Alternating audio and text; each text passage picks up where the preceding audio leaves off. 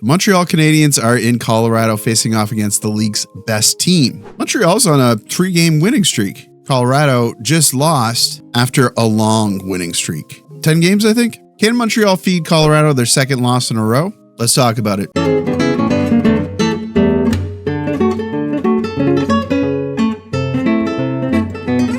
This was another early game. I've watched the entire game at this point. Sometimes I will do my recap on the fly, but I know the outcome of this game, and I might as well tell you right off the bat, the outcome's not good. But if you're watching this video, probably you're coming here because you want to hear my opinions on what happened to the game. And I definitely have a lot of opinions on this one, but I had to watch this game a couple of times. My wife was at work. I watched this game with my 5-year-old and my 1-year-old. I wasn't absorbing everything, as you can imagine. But let's get right into it. And I'm going to start where we always start, because we always start at la formation de départ. So, nos attaquants, our forwards: Caulfield, Suzuki, Bolduc, Slavkovsky, Kapanen, Demidov, Texier, Evans, Anderson, Xhekaj, Veleno, Gallagher. Nos défenseurs, our defensemen: Matheson, Dobson, Arbor, Xhekaj, and Hutson, Engstrom, and Carrier. Finally, nos gardiens, our goalies.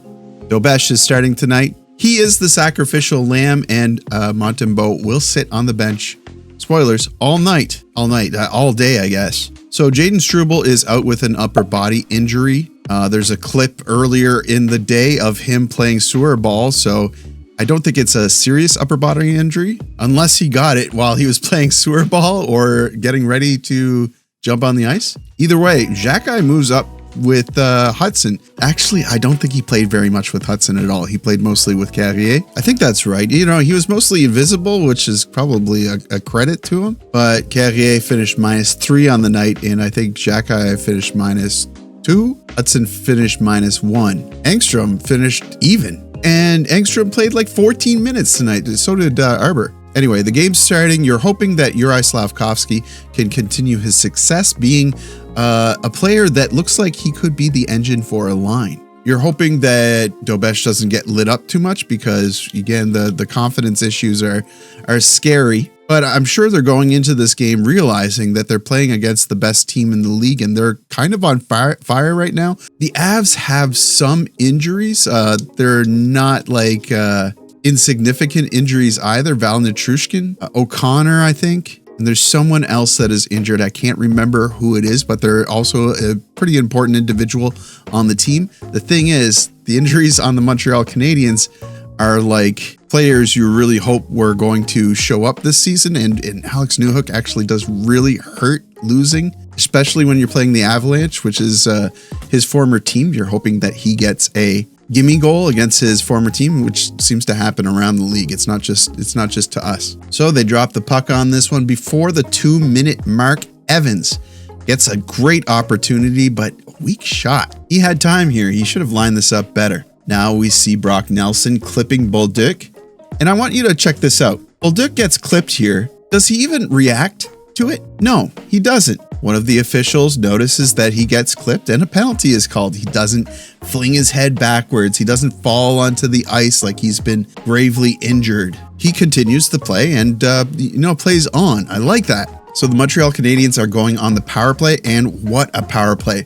Bolduc gets a one-timer easily. Could have found the back of the net on this one, but doesn't get past Blackwood. I was going to say Wedgwood, but they've got a lot of wood on their team. I think that they call the goaltender tandem the log pile, wood pile, lumberyard, something like that. Now Suzuki gets an opportunity in front, but Blackwood stuffs him. And before the power play is up, Gallagher misses an open net. He can't, Blackwood gets over in time. He can't get it above the pads. So Montreal starts the game off really well. They were up, I think, at one point 9-3 in shots, 8-3 in shots, or something to that effect. And you felt like eventually they will find the back of the net and they'll probably be the one striking first. But Nelson makes it 1-0. Little give and go. Started giving Ransa. Nelson shoots, score! This is just a breakdown. I guess you could call it a breakdown. It's like a mishappening of several factors here that allows this goal.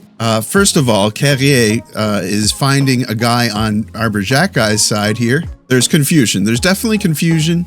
Xhekaj is confused where he needs to go, who he needs to find, and Carrier at this point manages to trip Xhekaj with his skate. So that leaves nobody to guard Nelson. Nelson gets in front and he gets his shot past Dobesh. Glove side. Just a very unfortunate circumstance. But if you want to blame someone here, definitely blame Carrier, who has been taking a lot of blame recently. Now we see Carrier and Hutson together. Xhekaj has been benched for a few shifts because naturally he got tripped by Carrier, and Carrier should be the one riding the pine at this point, right? This doesn't make any sense. Anderson gets a chance here, but he can't get above Blackwood's pads. Another close one for the Canadiens. Anderson was rushing in, and lucky for Blackwood, he's able to push himself and just get his toe on it. Really feels like at this point, Montreal could be winning the game if things just went their way for once. But with all this momentum, surely Montreal will respond.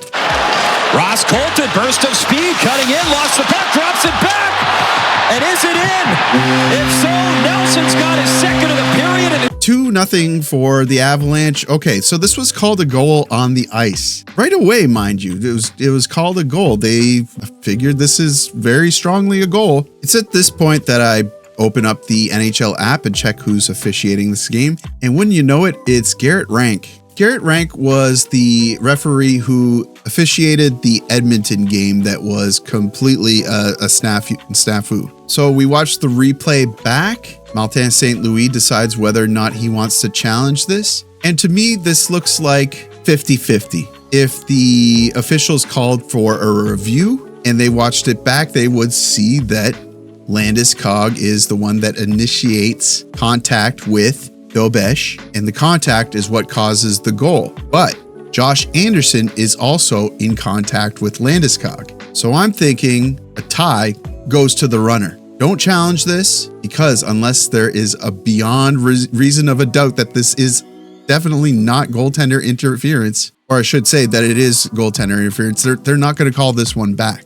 But Martin St. Louis chooses to challenge this one. Also, it doesn't help that you think that Garrett Rank is a little bit of an unreliable narrator, let's say. Takes no time at all, comes back that it remains a goal. Montreal 2-minute bench penalty. So it is what it is. And that's the phrase that's going to stick with me in this game. Lots of things piled against the Montreal Canadiens in this one, and you just kind of have to take your lumps. Time winds down in the first. Montreal looked strong initially, but the Avs got lucky 1.5 times, and you're facing the best team in the league. It's a daunting mountain to climb, and there's an avalanche on that mountain. So we move on. Second starts, Matheson, spinorama, right in front of Blackwood, but he sees the backhand, fights it off. MacKinnon here should have been called behind the play on holding. Gets tied up with Suzuki, who tried to jump in on the play but was interfered with.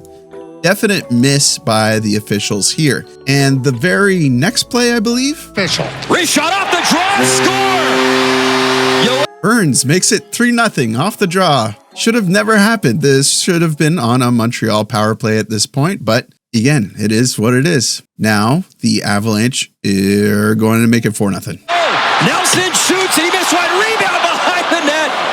They took a goal away, tried to get another one. Natchez in. Nelson. Matheson turns over the puck here. It's pretty brutal. Nelson goes on the break, misses the net. The defense doesn't get set up in the zone properly. Dobson is confused, and Nelson gets in front of him, taps it in. Dobesh also overcommits here. It gets out of place, which doesn't help either. So 4-0, it's really piling it on at this point. Yeah, it's you're in depression status if you're a Montreal Canadien. You're just hoping that they don't beat up Dobesh too hard, and maybe you get one goal.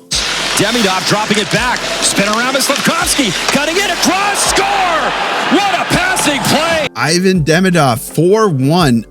Take a moment here and appreciate this one. This is almost worth the butt kicking that the Habs take in this game. Slavkovsky, oh my gosh, spinorama. The only Avs that don't look like completely juked and confused here is Malinsky, who looks like he smoked his pregame meal because he's standing behind Blackwood for some reason. Incredible goal here. Slavkovsky makes Nelson look like a pylon. You love to see it. Maybe that's going to give the Montreal Canadiens some life. And it does give them some life. Florian Xhekaj makes it 4-2. He'll work it up quickly. Demidov in. Florian Xhekaj broke his stick looking for his... Nah, just joking. His stick broke, which is really all you need to know about this game. Looking for his first goal. Stick breaks just as he's about to squeeze the trigger and put it in. Yeah, sums up the game nicely. Now we see Necas grab Kapanen's stick. He goes down to the ice, holding on to Kapanen's stick. Kapanen tries to retrieve his stick, tries to get it back. This should be a penalty called on Necas, obviously, but Garrett Rank sees this and he says, this is going to be a great time to give the Canadiens a penalty here. And he does. They both get penalties, offsetting penalties. It's going to be 4-on-4, but new to the game. Keep this in mind that from now on, if you try to retrieve your stick from an opposing team's player, you're going to get a penalty. And on the ensuing 4-on-4, guess what happens? Landeskog, a little bit of space, shoots, stop, big rebound, score! Yeah, MacKinnon makes it 5-1. What do you want me to say? The second ends. Let's just go to the third period, man. Oh yeah, this next one's a fun one. Dobson, good opportunity here, good chance in front. He overcommits, yeah, but he is on the attack, trying to make something happen for the Montreal Canadiens, who are down big time. He can't solve Blackwood, and then he's getting hooked here by Nathan MacKinnon. That goes unpenalized because, of course, and yeah, just take a look at this. I'll slow it down. So he's overcommitted. He's getting hooked, interfered with, so he can't get back on the play. Of course, the Avs are going to go back the other way with it, and Montreal has a defenseman that is being hooked behind the play and getting tripped up. Guess what happens? Guess what happens? A 2-on-1 develops. Dobson, of course, is behind the play, and Necas is going to make it 6-1. Across, Taves, backhand beats, score! Matheson here is stuck defending. He's the only one back. Another goal that should have been a Montreal power play. So it is what it is. Now, finally, some good news. Maybe they felt bad for that last one. Taves takes a penalty on Bolduc. Montreal is headed to the power play, and Montreal capitalizes. He'll delay. Caulfield waiting. Hutson, one-time bomb, score! Lane Hutson, 6-2, his fourth goal of the season. Great shot from the top of the slot here. Hutson buries it. This is a great shot from Hutson. He's been putting on heavier shots recently, and this is a good one. So another little bit of a silver lining. I think Suzuki and Caulfield also get apples on this one. But we're not done with the BS yet. Evans takes a high stick on MacKinnon here, but I cannot, for the life of me, find the high stick. The camera does not capture the face-off. But still, I'm going to show the entire play. Evans does not catch MacKinnon with a high stick. I'm going to crop it here so I don't get caught by the copyright clowns. Anyway, Montreal goes on a power play that could be legitimate. I don't know. It doesn't look legitimate because we didn't see the penalty. And guess what happens on the power play? Yes.